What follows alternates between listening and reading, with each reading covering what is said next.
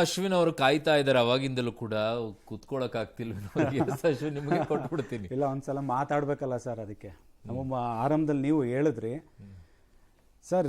ಹೌದು, ಕುಮಾರಣ್ಣ ಅವರು ಯಾರ ಜೊತೆ ಹೋಗ್ಬೇಕಾದ್ರೂ ಸೈ ಅಂತ ಹೇಳ್ತಾರೆ. ಈ ಕಡೆ ಮಾನ್ಯ ಯಡಿಯೂರಪ್ಪ ಅವ್ರ ಜೊತೆನೂ ಹೋಗಿದ್ರು, ಮಾನ್ಯ ಸಿದ್ದರಾಮಣ್ಣ ಅವ್ರ ಜೊತೆನೂ ಉದಾಹರಣೆಗಳಿದೆ ಅಲ್ವಾ ಸರ್. ಇಡೀ ಒಂದು ರಾಜಕೀಯ ಜೀವನನೇ ಕಾಂಗ್ರೆಸ್ನ ವಿರೋಧಿಸ್ತಂತ ಅರವಿಂದ್ ಕೇಜ್ರಿವಾಲ್ ಅವರು, ಅವ್ರ ಜೊತೆ ಕಾಂಗ್ರೆಸ್ ಅವರು ಹೋಗ್ಲಿಲ್ವ ಸರ್? ಇಡೀ ರಾಜಕೀಯ ಸಿದ್ಧಾಂತ ಸೈದ್ಧಾಂತಿಕ ಹಿನ್ನೆಲೆ ಶಿವಸೇನೆನೇ ಅವ್ರ ಜೊತೆ ಕಾಂಗ್ರೆಸ್ ಅವರು ಹೋಗ್ಲಿಲ್ವಾ? ನಮ್ದೊಂದು ಚಿಕ್ಕ ಪಕ್ಷ. ಮಮತಾ ಬ್ಯಾನರ್ಜಿ ಅವರು ಏನೋ ಭಾರತ ನ್ಯಾಯ ಏನೋ ಯಾತ್ರೆ ಏನೋ ಮಾಡ್ತಾಯಿದ್ರು. ಪಶ್ಚಿಮ ಬಂಗಾಳಕ್ಕೆ ಬಂದಾಗ ಏಕಾಏಕಿ ಹೇಳೋದು ನಾನು ಅವ್ರ ಜೊತೆ ಜಾಯ್ನ್ ಆಗಲ್ಲ ಅಂತ. ಅಂಥವ್ರ ಜೊತೆ ಕೈ ಬೇಡ್ಕೊಂಡು ಕಾಂಗ್ರೆಸ್ ಅವ್ರು ಹೋಗ್ಲಿಲ್ವ ಸರ್? ಅವಾಗೆಲ್ಲ ಏನು ಇವ್ರಿಗೆ ರಾಷ್ಟ್ರೀಯ ಪಕ್ಷಕ್ಕೆ ಒಂದು ಘನತೆ ಗಾಂಭೀರ್ಯತೆ ಏನು ಇರಲ್ವಾ? ನಮ್ಮ ಚಿಕ್ಕ ಪಕ್ಷನೇ. ಇವತ್ತು ಕನಕಪುರನೇ ನಂದು, ಒಕ್ಕಲಿಗ ಸಮುದಾಯನೇ ನಂದು, ನನ್ನಿಂದೆ ಇದ್ದಾರೆ ಅಂತ ಅಂದಾಗ ಕುಮಾರಣ್ಣ ಅವರು BJP ಜೊತೆ ಸೇರಿಕೊಂಡು ಬೆಂಗಳೂರು ಗ್ರಾಮಾಂತರದಲ್ಲಿ ರಿಸಲ್ಟ್ ಕೊಡಲಿಲ್ವಾ ಸರ್? ಇವಾಗ ಮಂಡ್ಯದಲ್ಲಿ 7-7 ನಾವು ಗೆದ್ದಿದ್ದೀವಿ. ಒಂದ್ ನಿಮಿಷ ಮೇಡಮ್, ಮಂಡ್ಯದಲ್ಲಿ 7-7 ಗೆದ್ದಿದ್ದೀವಿ ಅಂತ ಮೆರಿತಿದ್ದಂತ ಮಿನಿಸ್ಟರ್ಗೆ ಕುಮಾರಣ್ಣ ಅವರು ಆನ್ಸರ್ ಕೊಡ್ಲಿಲ್ವಾ? ನೀವು ನನ್ನ ಮಾತಿಗೆ ಆ ಮಧ್ಯಕ್ಕೆ ಬರ್ತಿದ್ದೀರಾ ಅಂದ್ರೆ ನೀವು ಎದುರ್ತಿದ್ದೀರಾ ಅಂತ ಅರ್ಥ ಆಯ್ತಾ ಸರ್? ಗ್ರಾಮಾಂತರದಲ್ಲಿ ತುಮಕೂರಲ್ಲಿ ನಿಂದೆ ಇದ್ದಾರೆ ಅಂತ ಹೇಳಿದಂತವ್ರಿಗೆ ತುಮಕೂರಲ್ಲಿ BJP ಜೊತೆ ಸೇರ್ಬಿಟ್ಟು ಕುಮಾರಣ್ಣ ಆನ್ಸರ್ ಕೊಡ್ಲಿಲ್ವಾ ಸರ್? ಆದ್ರೂ ನಮ್ ಚಿಕ್ಕ ಪಕ್ಷ ಬಿಜೆಪಿ ಅವ್ರು ಯಾರು ನಿಂತಿಲ್ವಲ್ಲ, ಕಾಂಗ್ರೆಸ್ ಅವರು ದೇಶದಲ್ಲಿ ಇದ್ದಾರೆ. ದೇಶದಲ್ಲಿ ನನ್ನನ್ನ ರಾಜ್ಯಕ್ಕೆ ಸೇರಿಸ್ಕೊಳ್ಳಿ, ನಿಮ್ಮ ಕಾಲಕ್ಕೆ ಬೀಳ್ತೀವಿ, ನಿಮ್ಮ ಕಾಲಕ್ಕೆ ಬೀಳ್ತೀವಿ, ಕೈ ಹಿಡಿತೀವಿ ಅಂತ ಅವಾಗ ಕಾಂಗ್ರೆಸ್ ಅವ್ರಿಗೆ ಬುದ್ಧಿ ಇದ್ದಿದ್ರೆ ಮಂಡ್ಯದಲ್ಲಿ ನಿಮ್ ಜೊತೆ ಅಲ್ಲಲ್ವಾ ಎಲ್ಲೂ ಕುಮಾರಣ್ಣ ಅವರು 2019ರಲ್ಲಿ ಇವ್ರ ಜೊತೆ ಸೇರ್ಕೊಂಡಾಗ ನಾನು ಇವಾಗ್ಲೂ ನಾನು ಮೈತ್ರಿ ಧರ್ಮ ಪಾಲನೆ ಮಾಡ್ತೀನಿ ಅಂತಾನೆ ಮಾನ್ಯ ನಮ್ಮ ಸ್ವಾಮೀಜಿ ಜೊತೆ ಅಮೆರಿಕಕ್ಕೆ ಹೋದಾಗ ಮುಖ್ಯಮಂತ್ರಿ ಯಾವಾಗ್ಲೂ ಕೊಟ್ರೆ ಮೈತ್ರಿ ಧರ್ಮ ಫಾಲೋ ಮಾಡ್ತಾರೆ. ಬಗ್ಗೆ ಪಲಾಯನ ಮಾಡ್ತಿದ್ದಾರೆ. ಪೊಲಿಟಿಕಲ್ ಡಿಬೇಟ್ ಮಾಡಿ ಅಲ್ಲಿ ಬಿಜೆಪಿ ಒಬ್ಬ ಮಾತಾಡ್ತಿದ್ದಾನೆ, ಒಬ್ಬ ಚಿಕ್ಕ ಪಕ್ಷದವನು ಮಾತಾಡ್ತಿದ್ದಾನೆ, ರಾಷ್ಟ್ರೀಯ ಪಕ್ಷದವರು ಏನ್ ಮಾತಾಡ್ಬೇಕು? ಹಿರಿಯವ್ರಿಗೆ ಬುದ್ಧಿ ಇಲ್ವಾ? ಹಿರಿಯವ್ರಿಗೆ ಬುದ್ಧಿ ಇಲ್ವಾ? ಕೈ ಕೈ ನ್ಯೂಸ್ ಬಂತಾ ಇದೀರಾ ಇವಾಗ? ಕುಮಾರಣ್ಣ ಅವ್ರನ್ನ ಮನೆ ಕಳಿಸಿದ್ದು ಅಂತ ಇದೇ 5 ತಿಂಗಳಿಂದ ಮೇಡಮ್ ನೀವೇ ಹೇಳ್ತಿದ್ರಿ ಮೋದಿ ವಿಶ್ವಗುರು ಅಂತ ಹೇಳ್ತಿದ್ರಿ. ಮೋದಿ ಆದ್ಮೇಲೆ ಯಾರು ಅಂತ ನಿಮ್ಗೆ ಆಗ್ಬೇಕು ಮೇಡಮ್? ನಮ್ಮ NDA ತೀರ್ಮಾನ ಮಾಡುತ್ತೆ, ನಿಮ್ಗೆ ಆಗ್ಬೇಕು. ಕಾಂಗ್ರೆಸ್ ಅಲ್ಲಿ ನಾಯಕರು ಯಾರಿದ್ದಾರೆ? ಕಾಂಗ್ರೆಸ್ ಅಲ್ಲಿ ಸಿದ್ಧಾಂತದ ಬಗ್ಗೆ ಮಾತಾಡಬೇಡಿ. ಕುರ್ಚಿ ಬೇಕು, ಹೋಗಿದ್ದೀವಿ ಅಂತ ಹೇಳಿ. ಅಧಿಕಾರ ಬೇಕು, ಕುರ್ಚಿ ಬೇಕು. ಕುರ್ಚಿ ಇದ್ರೆ ಇರಕ್ಕಾಗಲ್ಲ, ಕುರ್ಚಿ ಇಲ್ಲದೆ ಪಾರ್ಟಿ ಉಳಿಯಲ್ಲ, ಹೋಗಿದ್ದೀವಿ ಅಂತ ಹೇಳಿ. ನೀವು ಡಿಕೆ ಬಗ್ಗೆ ಮಾತಾಡುವಂತ ಯಾವ ಇದು ರಾಜಕೀಯ ಮಾಡುತ್ತಾ ಮಾಡಲ್ವಾ? ಅನುಕೂಲ ಸಿಂಧು ರಾಜಕಾರಣ ದೇಶದಲ್ಲಿ ಯಾವ ಪಕ್ಷ ಮಾಡಿಲ್ಲ ಅಂತ ಹೇಳ್ಬಿಡ್ಲಿ ಸರ್, ಜನರನ್ನೇ ಡಿಸೈಡ್ ಮಾಡ್ಲಿ. ಅನುಕೂಲ ಸಿಂಧು ರಾಜಕಾರಣ ಈ ದೇಶದಲ್ಲಿ ಯಾವ ಪಕ್ಷಗಳು ಮಾಡಿಲ್ಲ ಅಂತ ಹೇಳಿ ಸರ್. ಕುಮಾರಣ್ಣ ಅವರು ಸರ್ ಹೇಳ್ತೀನಿ, ಕಳೆದ 6 ತಿಂಗಳಿಂದ ಇದೇ ಕಾಂಗ್ರೆಸ್ನ ರಾಜ್ಯ ನಾಯಕರುಗಳು JDS ಎಲ್ಲಿದೆ, JDS ಮುಗೀತು, JDSನ ಒಂದು 10ರಿಂದ 15 ಶಾಸಕರು ಕಾಂಗ್ರೆಸ್ಗೆ ಬರ್ತಿದ್ದಾರೆ, ಮುಗೀತು ಬಿಡಿ, ಮನೆಗೆ ಹೋಯ್ತು, ಲೋಕಸಭೆ ಚುನಾವಣೆ ಆಗ್ತಿದಂಗೆ ಏನೂ ಇಲ್ಲ ಅಂದ್ರು. ಎಲ್ಲಿ ಬಂದ್ರು ಸರ್ ಕುಮಾರಣ್ಣ ಅವರು? ಹೆಂಗೆದ್ದು ಬಂದ್ರು ಸರ್? ಜನರು ಸರ್ ಇವತ್ತೊಂದು ಪಕ್ಷನ ಮುಗಿಸ್ಬೇಕು ಅಂದ್ರೆ, ಮನೆ ಕಳಿಸ್ಬೇಕು ಅಂದ್ರೆ ಶಿವಸೇನೆ ಮಹಾರಾಷ್ಟ್ರದಲ್ಲಿ ಏನ್ ಮಾಡ್ತಿದ್ರಿ? ಅರವಿಂದ್ ಕೇಜ್ರಿವಾಲ್ ಅವ್ರು ಏನ್ ಮಾಡ್ತಿದ್ರಿ? ತಮಿಳುನಾಡಲ್ಲಿ ಯಾರು? ಕೇರಳದಲ್ಲಿ ಯಾರು? ಪಶ್ಚಿಮ ಬಂಗಾಳದಲ್ಲಿ ಯಾರು? ಇಷ್ಟೆಲ್ಲ ಬಿಹಾರಲ್ಲಿ ಯಾರು? ನೀವು ಒಂದ್ ಪಕ್ಷ ರಾಜ್ಯಾಧ್ಯಕ್ಷ ಮಾಡಿದ್ದು ಕುರ್ಚಿಗೋಸ್ಕರನೇ. ಯಾರು ಸಿಗಲಿಲ್ಲ ಇವತ್ತು ಕಮಲ ಕೈ. ನಾವು ಅದಾದ್ರೂ ಮಾಡಿದೀವಿ, ನಾವು ಅದಾದ್ರೂ ಮಾಡಿದೀವಿ. ನೀವು ಆ ಸಾಬ್ರನ್ನ ಅದನ್ನ ಬಿಟ್ಟಿಲ್ವಲ್ಲ ಹೇಳಿ. ಅಲ್ಲಿ ಜಾಯಿನ್ ಆಗಿ ಅವರೊಳಗಡೆ ನನ್ನ ಪ್ರಶ್ನೆ ಉತ್ತರ ಕೊಡಿ ಮೇಡಮ್. ನೀವು ಸಿಂಪಲ್ ಆಗಿ ನನ್ನ ಪ್ರಶ್ನೆ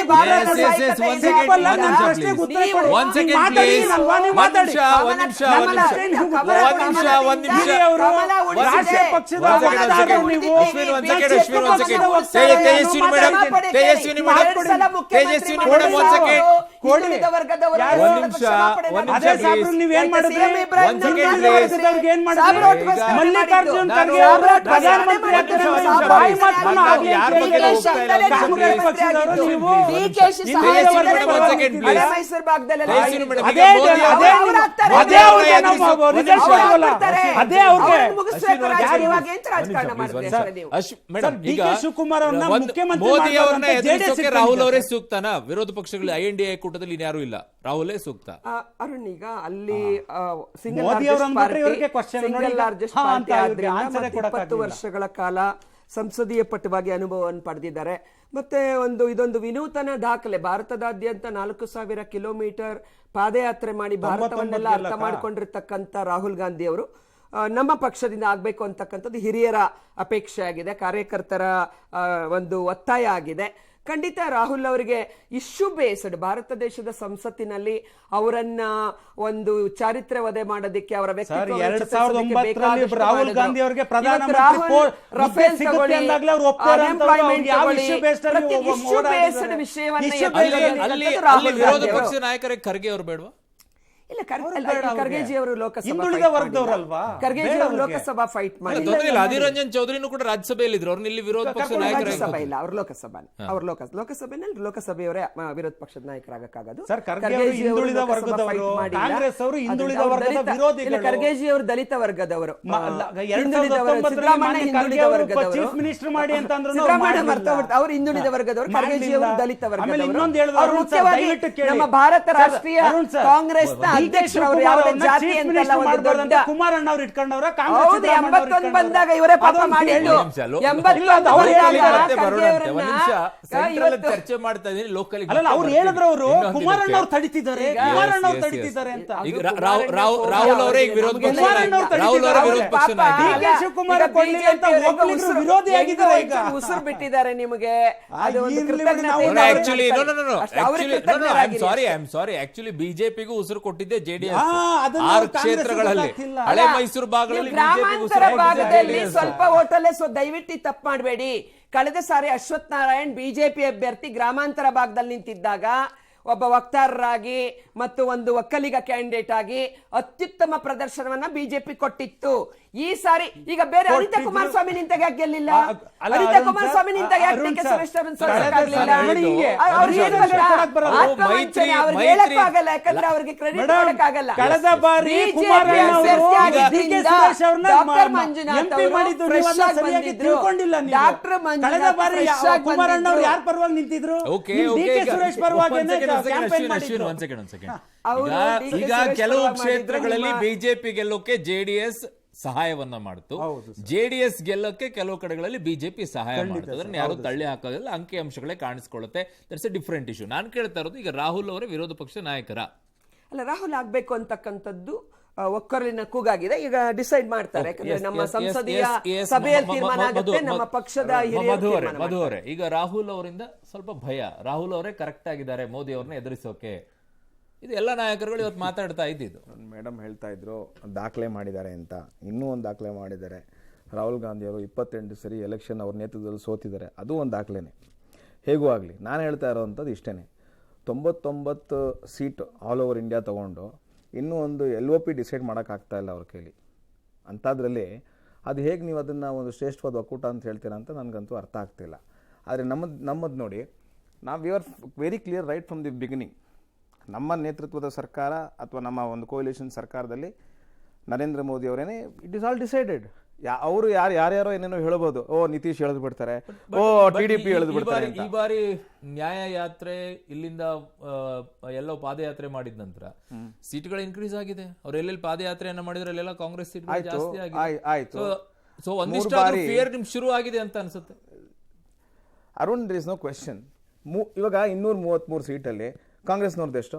99. ಇಂಡಿಪೆಂಡೆಂಟ್ ಚಿಹ್ನೆಯಲ್ಲಿ ಬಂದಿರೋಂಥದ್ದಲ್ಲ ಅದು. ಅವ್ರು ಇಂಡಿಪೆಂಡೆಂಟ್ ಆಗಿ ಬಂದಿರೋದು 99 ಅಷ್ಟೇನೆ. ಚಿಹ್ನೆಯಲ್ಲಿ ಬಂದಿರೋ ಸೇರ್ಕೊಂಡ್ಬಿಟ್ಟು 100 ಅಂತ ಹೇಳಕ್ ಹೋಗ್ಬೇಡಿ. ಚಿಹ್ನೆ ಬೇರೆ, ಇವರು ಬೇರೆ, ಆಯ್ತಾ? What ever it is. ಹಾಗಾಗಿ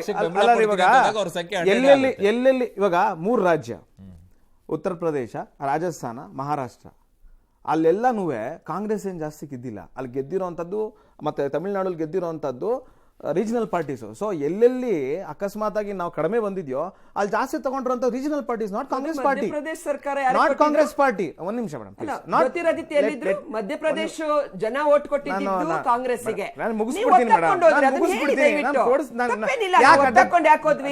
ಮಧ್ಯಪ್ರದೇಶ ನಮ್ಗೆ ಕೊಟ್ಟಿದ್ದು, ಯಾಕೆ ಅಡ್ಡಿಪಡಿಸಿ? ನಾನು ಮಹಾರಾಷ್ಟ್ರದಲ್ಲಿ ನಮ್ಗೆ ಹಂಗಲ್ಲ. ನೀವು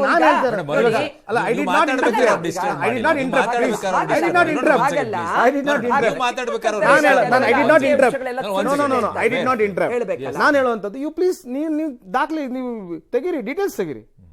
ಎಲ್ಲೆಲ್ಲಿ ನಮ್ಗೆ ಇಲ್ಲ ನಾವು ಕಡಿಮೆ ಬಂದಿದ್ವು ಅಲ್ಲೆಲ್ಲ ರೀಜನಲ್ ಪಾರ್ಟೀಸ್ ಬಂದಿವೆ. ಎಷ್ಟು ಸೀಟ್ ತಗೊಂಡಿದ್ದಾರೆ ಉತ್ತರ ಪ್ರದೇಶದಲ್ಲಿ? 7 ಸೀಟ್ ತಗೊಂಡಿದ್ದಾರೆ. ಅದು ಅದೇನು ಅಚೀವ್ಮೆಂಟ್? ಅದು ತ್ರಿಪುರಾದಲ್ಲಿದ್ದಾರೆ, ನಾರ್ತ್ ಈಸ್ಟಲ್ಲಿ ಎಲ್ಲಿದ್ದಾರೆ, ಒರಿಸ್ಸಾದಲ್ಲಿ ಎಲ್ಲಿದ್ದಾರೆ, ಮಧ್ಯಪ್ರದೇಶದಲ್ಲಿ ಎಲ್ಲಿದ್ದಾರೆ, ಗುಜರಾತಲ್ಲಿ ಎಲ್ಲಿದ್ದಾರೆ, ಹಿಮಾಚಲಲ್ಲಿ ಎಲ್ಲಿದ್ದಾರೆ, ವೇರ್ ಆರ್ ದೇ? ಹಾಗಾಗಿ ಇದು ಯಾವುದೋ ಒಂದು ವ್ಯಾಖ್ಯಾನ ಮಾಡಬೇಕಾದಾಗ ನಮ್ಮ ನೇತೃತ್ವದಲ್ಲಿ ಅಥವಾ ಅವ್ರು ಎಲ್ಲೋ ಡಿಸೈಡ್ ಮಾಡಕ್ಕಲ್ಲ. ನಾನು ಹೇಳೋದು ಇಷ್ಟೇನೆ, ಈ ಸರಿ 2000 ಅಂತ ನಿಮ್ಗೆ ಬಂದ್ ಕಾಣಿಸ್ತಾ ಇದ್ರಿ ಸರ್. ನಾನು ಒಂದು ಹೇಳ್ತೀನಿ ಕೇಳಿ, 2024ರಲ್ಲಿ ಕಾಂಗ್ರೆಸ್ಗೆ ಮತ ಬಂದಿರೋದು ನಿಮ್ಗೆ LOP ಆಯ್ಕೆ ಮಾಡಕ್ಕೋಸ್ಕರ ಅಂತ ಅನ್ಕೋಬೇಕು. ಅದನ್ನ 1/10 ಇರ್ಲಿಲ್ಲ, ಅವ್ರ ಪುಣ್ಯ ಇವತ್ತು 1/10 ಬಂದಿದೆ. Fair enough, you become LOP, we have no issues. Decide ಮಾಡಿ ಬೇಗ, ನಮ್ದು ಆತರ ಅಲ್ಲ. ಅದಕ್ಕೆ ನಾನು ಹೇಳ್ತಿರೋದು, ನಾವು ಇಂಡಿಯಾ ಅಲಯನ್ಸ್ ಅಲ್ಲೂ ಅವ್ರಿಗಿನ್ನೂ ಸರಿ ಉತ್ತರ ಸಿಗ್ತಿಲ್ವಲ್ಲ.